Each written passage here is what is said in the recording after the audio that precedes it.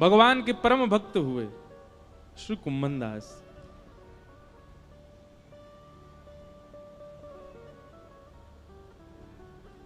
सावधानी से सुनिएगा।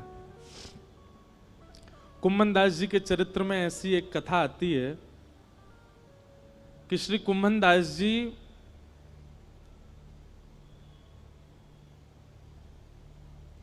बहुत अकिंचन थे। उनके घर में धन संपत्ति नहीं थी। ठाकुर जी साक्षात प्रकट होकर उनकी गोद में बैठ करके खेलते थे।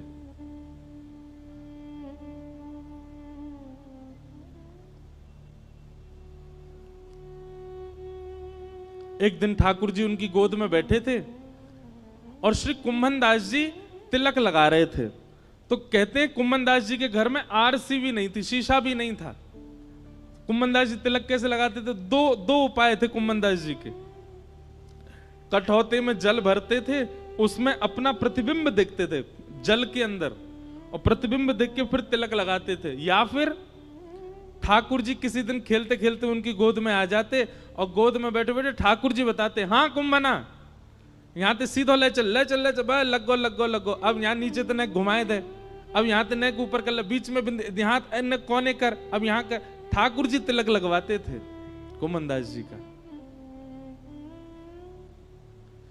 इतने सामीप्य में ठाकुर जी रहते थे। कुम्भन दास जी के चरित्र में आता है कि श्री कुम्भन दास जी जब अपने खेत में हल जोतते थे तो ठाकुर जी ऐसे अपनी पीतांबरी में अनाज आदि जो भी होता था वो लेके स्वयं डालते हुए चलते थे कुम्भन दास जी के साथ। पर कुम्भन दास जी ने कभी ठाकुर जी से कोई याचना नहीं की। एक दिन की बात है, कुम्भन दास जी अपने खेत में हल जोत रहे थे, ठाकुर जी पीछे ऐसे उड़ाते हुए चल रहे थे सब बीजों को। इतने में मंदिर का घंटा बजा और जोर जोर से जैसे घंटे बजने लगे तो कुम्भन दास जी ने तुरंत हल छोड़ा, हाथ धोने लगे, पांव में जल डालने लगे, मुख पोंछा और तुरंत मंदिर की ओर भागने लगे। ठाकुर जी बोले, ए कुंभना कहां जा रहा है? जय जय दर्शन को समय है गयो, मंदिर जा रहा हूं। बोले तू भी कुंभना कैसो बावड़ो, मैं तेरे संग यहाँ खेत में खड़ा हूं, तेरे संग हल जुतवा रहा हूं और तू मंदिर में भाग रहा हूं मेरे दर्शन को। कुम्भन दास जी बोले, जय जय यहां तो आप अपनी इच्छा से आते हो, आज आते हो, कल आओगे कि नहीं इसका कोई प्रमाण थोड़े। और कल मुझसे कोई अपराध हो गया, परसों मुझसे कोई अपराध हो गया तो क्या पता आप मुझसे मिलना ही बंद कर दो। पर मंदिर में तो आपको आचार्यों ने बैठाया, वहां से आप कहीं नहीं जाओगे, इसलिए मंदिर दर्शन में कभी नहीं छोड़ सकता। क्योंकि आप मेरे प्रेम से भले ही यहां आ जाओ, मंदिर में तो आप सदा विराजोगे, इसलिए मैं तो वहीं दर्शन करूंगा। ठाकुर जी संग रहते थे उनके, लेकिन वो फिर भी मंदिर में जाते थे। कभी ठाकुर जी से याचना नहीं करी कि मेरे परिवार को नेक समृद्ध बना दो, मेरे घर पे नेक व्यवस्था करवा दो, कभी नहीं। क्योंकि बंधुओं, कल एक व्यक्ति मिलने आए, वो मुझसे बोले कि हम ठाकुर जी से बोल के कुछ नहीं मांगते पर मन में तो चलता रहता है।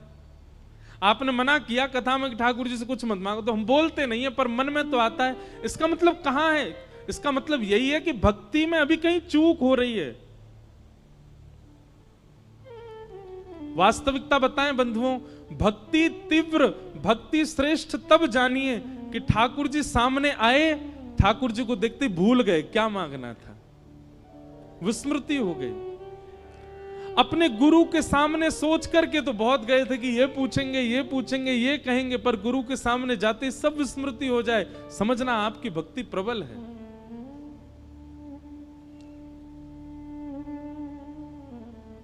लेकिन बुरा नहीं मानिएगा, जो सोच करके गए वो जाकर के मांग लिया, इसका मतलब आप स्वार्थी थे,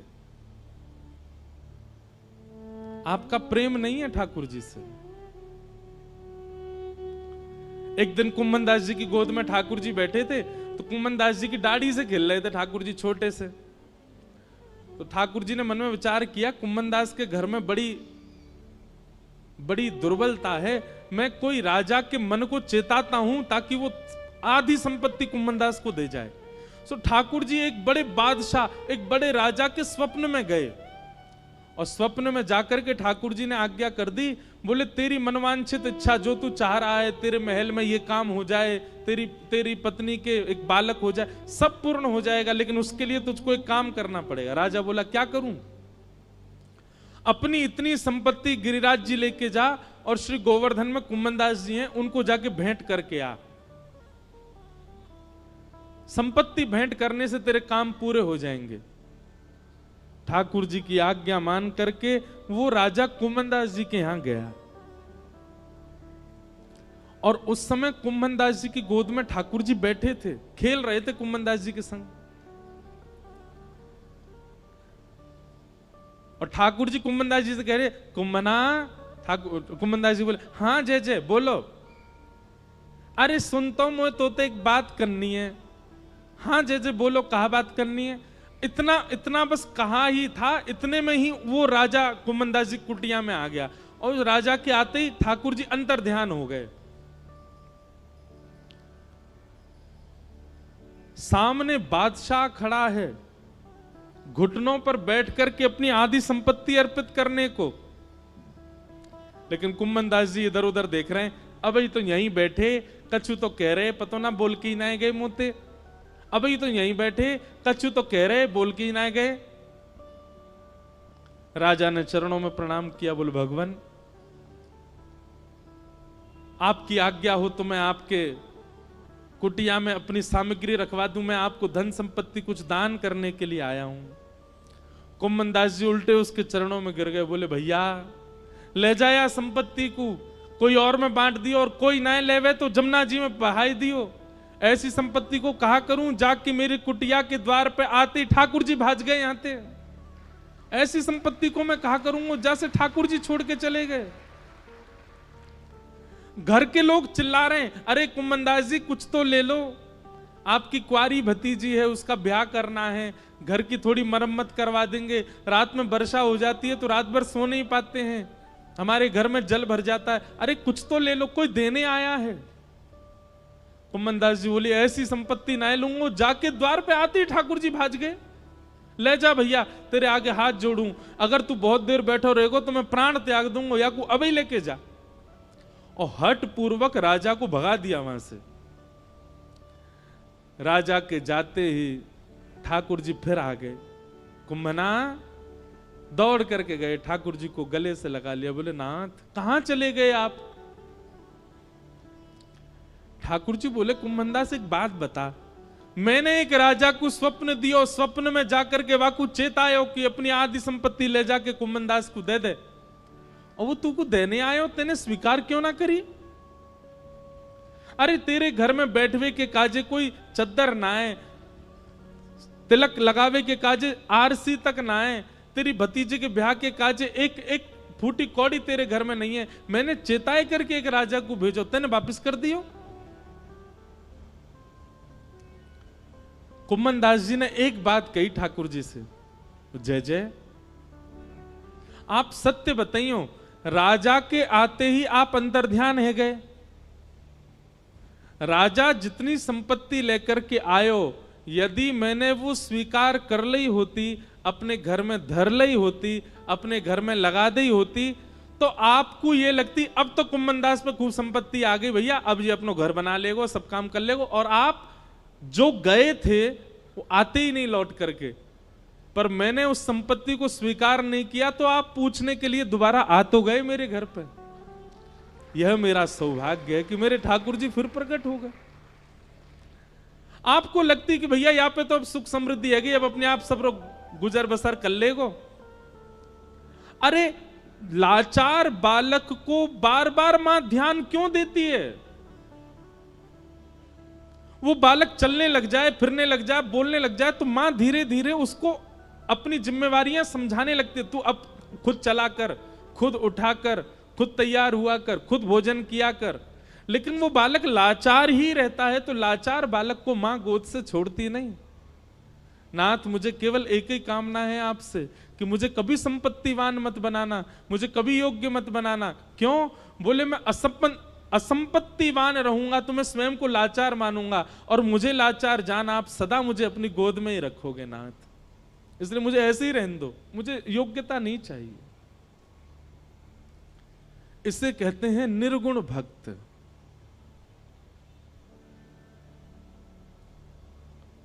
जो कोई कामना नहीं करते ठाकुर जी से, सदा प्रसन्न रहते हैं, ठाकुर जी की रजा में राजी रहते हैं, ये निर्गुण भक्त है।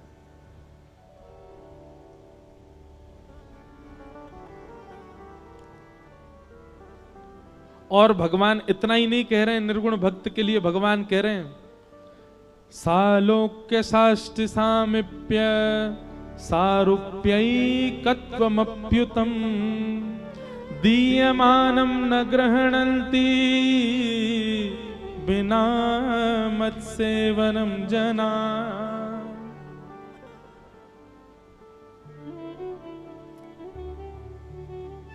पांच प्रकार की मुक्ति होती है।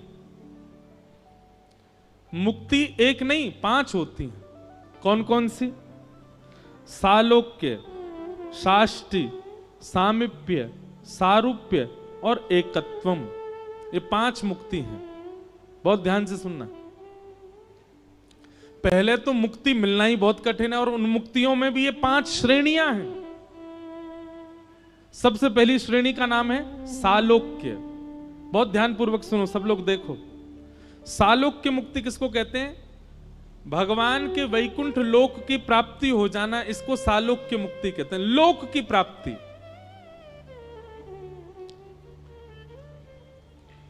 दूसरी मुक्ति का नाम है साष्टि।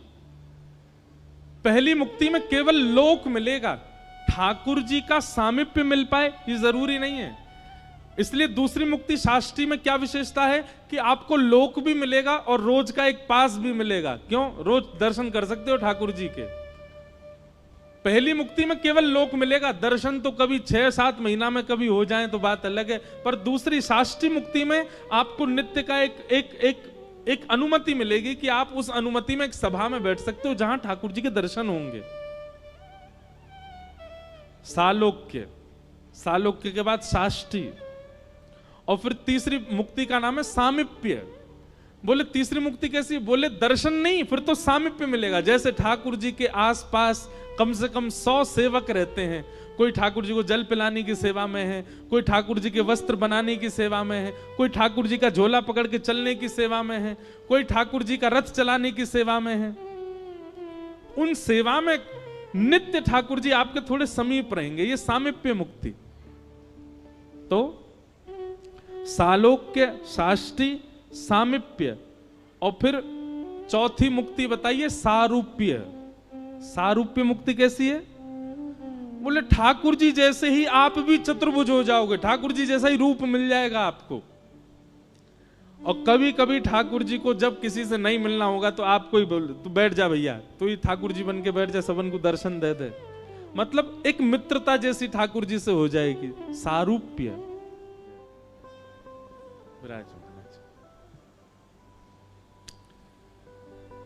तो जिन भैया का ये भाव है कि गृहस्थाश्रम में रहकर के ठाकुर जी का भजन कैसे करें,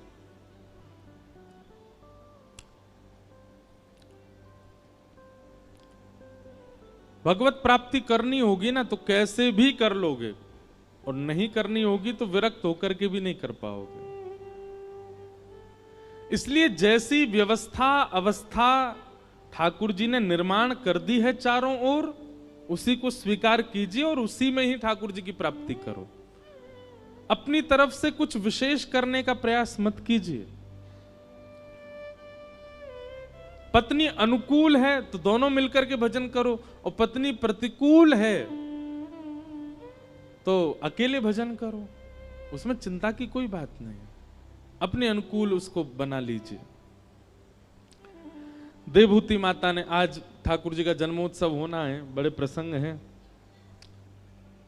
ठाकुर जी से मन एकाग्र करने के साधन पूछे। मन एकाग्र कैसे होगा?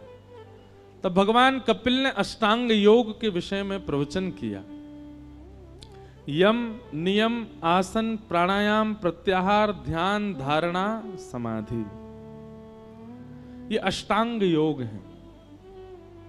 सावधानी से सुनिएगा। मन को एकाग्र करने के लिए सबसे पहला योग है यम। यम का मतलब क्या होता है? अपनी इंद्रियों की इच्छाओं को पूरा ना करना, उसी को यम कहते हैं। आपकी कोई इच्छा हो रही है और उस इच्छा को पूर्ण करने के लिए आप जैसे ही प्रयास करने लग जाते हो, वहीं इंद्रियां बर्बाद हो जाती हैं। आपकी कोई इच्छा हो रही है और आप कोई प्रयास नहीं कर रहे, फिर भी मन मार के रह रहे हो, इसी को अष्टांग योग का पहला योग कहते हैं, यम।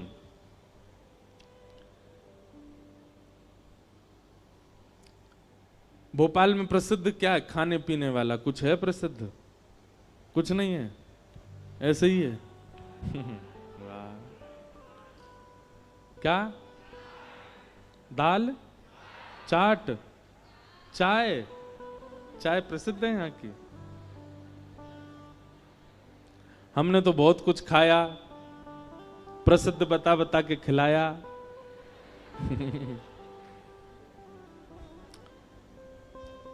जो भी है, यम। यम यानी कि इंद्रियों की इच्छाओं को पूरा ना करना, उसका दमन करना। आपकी कोई इच्छा होती है और आप तुरंत प्रयास में लग जाते हैं, इंद्रियां उसी समय, मन उसी समय आपके हाथ से निकल गया। इच्छा हो रही है, कुछ खाना है, कुछ देखना है, कुछ करना है, उस समय अपने मन को कैसे भी करके रोको। नहीं, नहीं करना, नहीं खाना है, नहीं करना। घर में जो बना है उसी से ही मन चलाओ। यम। दूसरा नियम। एक नियम का पालन करो। कोई भी एक नियम आपका निश्चित होना चाहिए और वो नियम सद नियम होना चाहिए।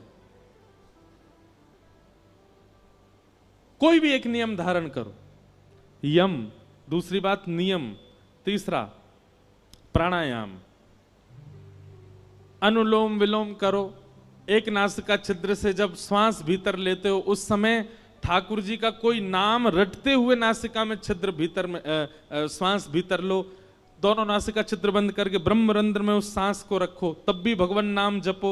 दूसरी नासिका छिद्र से जब श्वास छोड़ो, तब भी भगवान नाम जपो। इस प्रकार भगवान नाम के साथ आप अनुलोम विलोम करोगे, आपका मन एकाग्र होगा। यम, नियम, प्राणायाम। वैसे तो आसन आता है पहले, आसन। चौथी बात, आसन को सिद्ध करो। एक आसन में बहुत देर तक बैठने का प्रयास करो। कम से कम कथा सुनते हैं तो उस समय एक ही आसन धारण करके रखो। आप कहते हैं पैरों में दर्द हो रहा है। पैरों में दर्द कब होता है? जब आपका मन पैरों में लगा होगा। कथा में लगाओगे तो आपको पता भी नहीं चलेगा, 4 घंटे निकल जाएंगे। यम, नियम, आसन, प्राणायाम और 5वां है प्रत्याहार, आहार की शुद्धि। हमारे शास्त्रों में आहार शुद्धि पर बहुत विशेष ध्यान रखा गया। आप जैसा खाते हैं उससे आपके ऊपर प्रभाव पड़ेगा ही पड़ेगा। कभी जभी की बात अलग है, लेकिन ज्यादातर प्रयास किया करो कोई घर का ही भोजन करो और ठाकुर जी को निवेदित करके ही करो। आहार से बहुत बड़ा असर पड़ता है आपके विचारों पर, आपकी मानसिकता पर, आपकी बुद्धि पर। यम, नियम, आसन, प्राणायाम, प्रत्याहार और फिर ध्यान, धारणा, समाधि।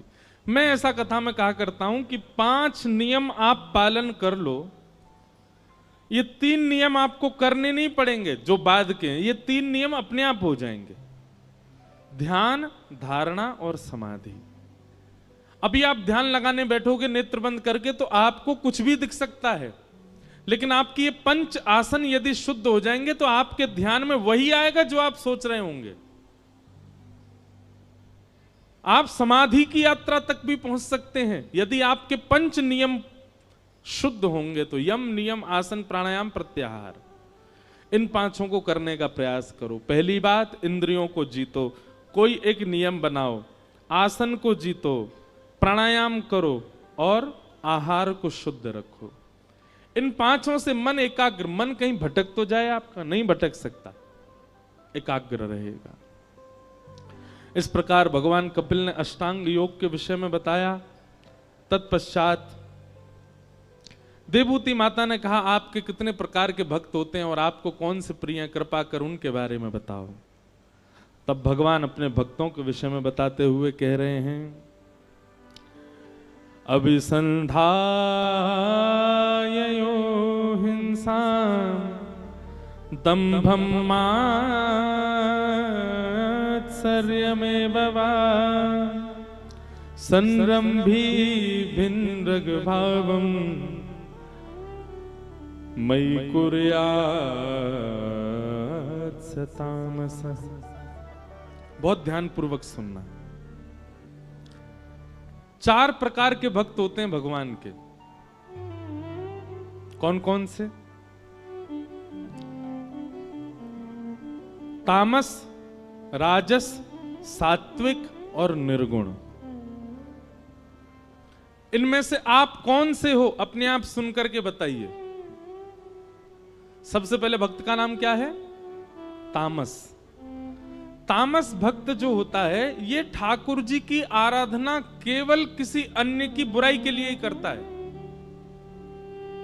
हे हनुमान जी महाराज, आपने पड़ोसी पे बहुत ज्यादा कृपा कर रखी है, और चलो भली उसका बुरा नहीं चाहता, लेकिन उदाहरण यही देगा, आपने उसको इतना दिया, हमारे ताऊ जी के बच्चों के साथ आप ऐसा कर रहे हो, चाचा के बच्चे इतने प्रसन्न रहते हैं, मामा के बच्चे ऐसे हो रहे हैं, हम पे आप दया ही नहीं कर रहे हो। यह भी एक तामस भक्त का लक्षण है, जो दूसरों का उदाहरण देके ठाकुर जी को चुनौती देता है कि आप उस पर तो इतनी कृपा कर रहे हैं पर मुझ पर नहीं कर रहे हैं। ये तामस भक्त है। एक बात सदैव याद रखना बंधुओं, भगवान को कभी भी आप इस प्रकार आरोपित मत किया करो। ठाकुर जी किसी दिन कहने पे आ गए ना तो फिर कुछ बोल नहीं पाओगे। भगवान कहेंगे पुलस्त्य ऋषि के खानदान में भेजा था रावण को, ब्राह्मण कुल में भेजा था रावण को, सबको एक बुद्धि, उसको 10 बुद्धि प्रदान की थी। सोने की नगरी में रहता था रावण, मंदोदरी जैसी पत्नी प्रदान की, लेकिन उसके बाद भी अपना सर्वनाश कर लिया। इसमें मैंने क्या गलत किया? मैंने तो सर्वगुण संपन्न भेजा था रावण को। व्यक्ति अपने कर्मों से ही भोगता है सब कुछ। आप ठाकुर जी को आरोपित मत किया करो कि आप उस पर ऐसा कर रहे हैं, इस पर ऐसा कर रहे हैं, मुझ पर आपकी कृपा क्यों नहीं है। हम नहीं जानते कौन किस जन्म का फल भोग रहा है, इसलिए ठाकुर जी को आरोपित मत कीजिए। अपने जीवन में भी जो आप देख रहे हो वो भी ना जाने किस जन्म का फल आप देख रहे हो, इसलिए जो कुछ भी ठाकुर जी कर रहे हैं सबको स्वीकार करो।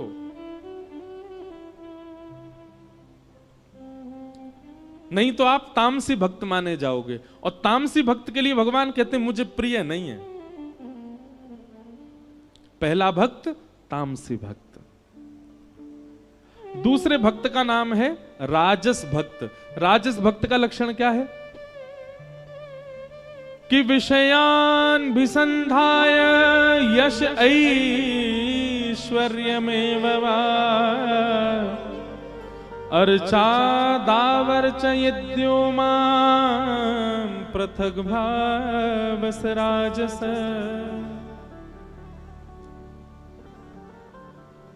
विषयान विसंधाय, 50 रुपए की मिठाई के डिब्बे को लेके आएगा मंदिर में, लेकिन बदला में 5 करोड़ मांग करके जाएगा ठाकुर जी से। विषय प्रधान भक्ति करता है, मतलब उसकी भक्ति के पीछे कोई ना कोई कारण है। जैसे कई लोग, आप लोग भी जानते होंगे, वो व्यक्ति आपसे बहुत मिल रहा है, बहुत हंस के, तो आपको कहीं ना कहीं पता चल जाता जरूर इसको कोई काम है तभी आ रहा है मेरे पास में। नहीं तो ये कभी कभी राम राम भी नहीं करता था मुझको, आजकल इतना पूछ रहा है। ठीक वैसे ही जब आप ठाकुर जी के पास जाना विषयों के लिए शुरू करते हैं, पहले तो ठाकुर जी प्रभावित होते हैं, अरे वाह देखो, आओ हो आज तो इंद्रेश आया है, ओह क्या लेके आया, ओ मिठाई लेके आया, कलाकंद लेके आया है, वाह। तभी ठाकुर जी मन में विचार करते हैं, बोले जरूर कोई काम। बंगाली में एक बात कहते हैं, अति भक्ति चोरे लक्षण। जो बहुत ही ज्यादा हाथ पांव जोड़ता रहता हो, नीचे दुल्लर तिल्लर हुआ जाता हो, समझ जाना चोर है इसके अंदर। जरूर कुछ कोई और कारण है इसकी प्रणाम का। तो भगवान कहते हैं कि राजस भक्त का लक्षण कैसा, वो विषय के लिए ही आता है बस मेरे पास में, उसको वैसे कोई फर्क नहीं पड़ता।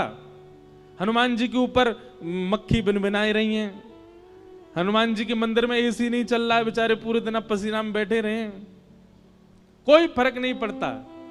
लेकिन अपनी कामनाओं के लिए आ जाता है, सारे हाथ जोड़ देता है, पैर पड़ देता है, बिल्कुल तपस्या करने लग जाता है। उन्होंने ये नियम बताया, ये भी करेंगे, ये नियम बताया, ये भी करेंगे, पर सारे नियमों के पीछे कारण क्या है? विषय। एक भारत में एक जगह है, वहां भीड़ नहीं है ज्यादा, लेकिन बहुत अद्भुत जगह है। उस स्थान का नाम है जागेश्वर। क्या नाम है? जागेश्वर। उत्तराखंड में कमाऊ एक क्षेत्र है, नैनीताल वाला। वहां जब आप ऊपर जाएंगे तो वहां तीन स्थान हैं महादेव के, जागेश्वर, बागेश्वर और मुक्तेश्वर। जीवन में कभी अवसर मिले तो उन तीनों स्थानों का दर्शन जरूर करना। और तीनों स्थान पता कैसे हैं? मुक्तेश्वर पहाड़ की चोटी पर है, बागेश्वर समतल में है और जागेश्वर नीचे पाताल में। और जागेश्वर स्थान जो है ना, यहां पर महामृत्युंजय का जो मंत्र है वो वहीं प्रकट हुआ, जागेश्वर। इसीलिए उनका, वहां के महादेव का नाम है जागनाथ। वहीं से ही महामृत्युंजय प्रकट हुआ। वहां की कथा ऐसी बताते हैं कि जागनाथ उनको इसलिए कहा जाता कि वो नाथ इतने सिद्ध थे, सब लोग ध्यान से सुनना, कि कोई व्यक्ति आके कुछ भी मांग ले, सब पूरत कर देते थे। एक बार एक कहीं के राजा ने किसी अच्छे राजा की हिंसा की कामना उनसे की, वो तो सबको आशीष देते थे, बोले तथास्तु। ये बात जब आद्य गुरु शंकराचार्य जी को पता चली तो शंकराचार्य भगवान गए और वहां जाकर के महादेव से प्रार्थना की, बोले कलिकाल आने वाला है नाथ, आप यहां सबकी मनोकामना पूरी कर देंगे। कलयुग में लोग कुछ भी मांग सकते हैं, इसलिए हमारी प्रार्थना है कि आप अंतर्मुखी हो जाओ। तब ठाकुर जी वहां पर शांत हो गए, नहीं तो महादेव से जो मांगो वो मिलता था। आज भी वहां नियम है, रात्रि 6-7 बजे मंदिर बंद हो जाता है और फिर उसके बाद वहां आप देखेंगे कि दंपति, पति पत्नी अपने हाथ में दिया लिए रात भर खड़े रहते हैं। कहीं के भी बहुत सारे दंपति चारों ओर से मंदिर को घेर के ऐसे हाथ में दिया लेके खड़े रहते हैं। और कब तक खड़े रहेंगे? सुबह जब तक मंगला के दर्शन नहीं खुलेंगे तब तक खड़े रहते हैं। क्यों? मंगला होती जैसे ही वो दीपक महादेव को अर्पित करते हैं तो जिनको संतान नहीं है उनको संतान की प्राप्ति होती, ऐसा वहां कहते हैं। तो रात्रि 12 बज रहे थे, वहां 7-8 बजे ऐसा लगने लगता है कि 1-2 बज गए रात के, इतना शांत है। तो रात्रि 12 बजे मैं उठा, खिड़की खोली तो देखा इतने सारे दंपति खड़े थे, हाथ में दिया लिए। तब मैंने पूछा तो बोले ये सुबह जब मंगला होगी तब दिया रखेंगे और इन सबको संतान की प्राप्ति होगी।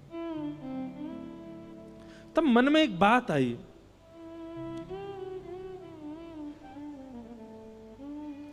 व्यक्ति को पता है कि अगर मैं इन देव के सामने ऐसा कुछ करूंगा तो मैं जो चाहूंगा वो मुझे मिलेगा।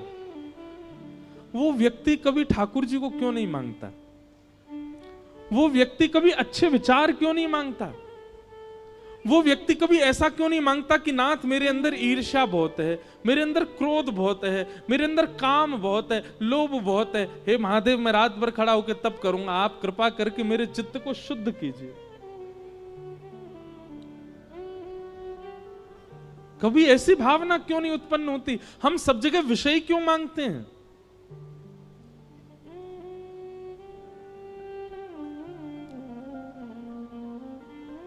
हमारी प्रार्थना है बंधुओं, जहां भी ऐसे स्थान हैं जहां मनोकामना पूर्ण की जाती है,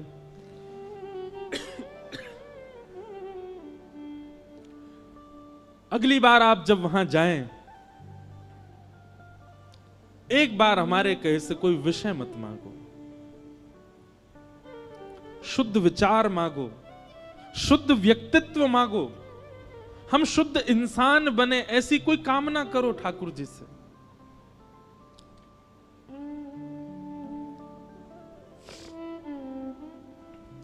भगवान कहते हैं राजस भक्त कैसा है?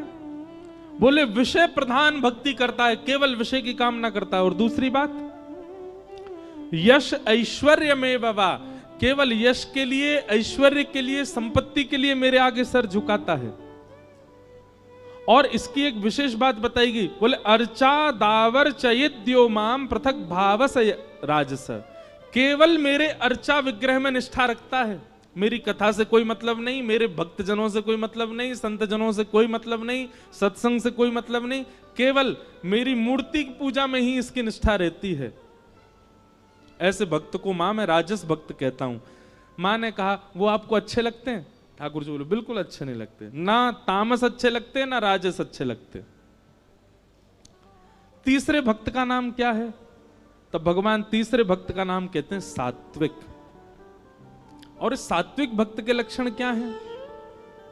तब ठाकुर जी कहते हैं कि कर्म निर्हारम उद्दिश्य परस्मिन् वापदर्पणम् यज्ञेदश्व व्यमति वा पृथग भावस सात्विक।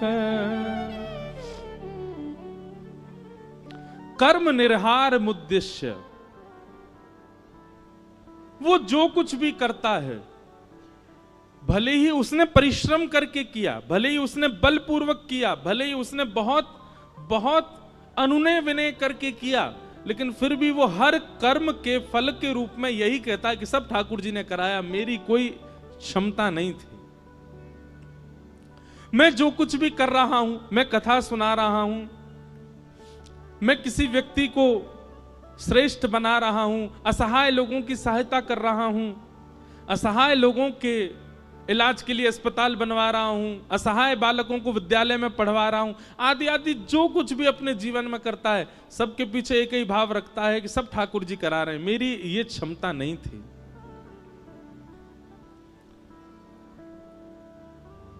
ऐसे व्यक्ति को मैं सात्विक भक्त कहता हूं। वो जब भी मेरे सामने आता है ना मां, तो एक ही बात कहता है, बोले नाथ सब आपकी कृपा से हो रहा है, मेरा आपकी कृपा से सब काम हो रहा है, करते हो तुम कन्हैया, मेरा नाम हो रहा है। ये सात्विक भक्त का लक्षण है।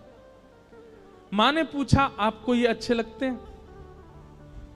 भगवान ने कहा अच्छे लगते हैं, पर बहुत प्रिय ये भी नहीं है।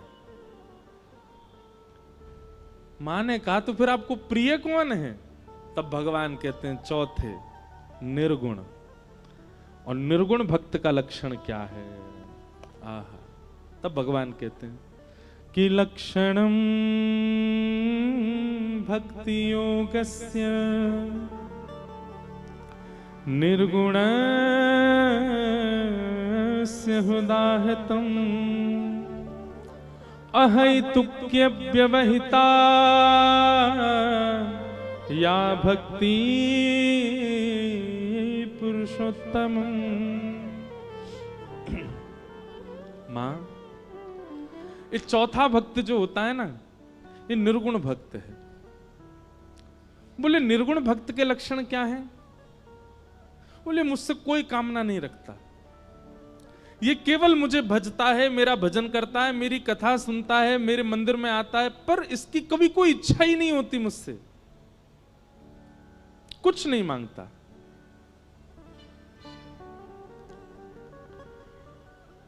और भगवान कह रहे हैं कुछ संसारी ना मांगना, ये तो एक बात है कि चलो उसने संसार की कोई वस्तु नहीं मांगी।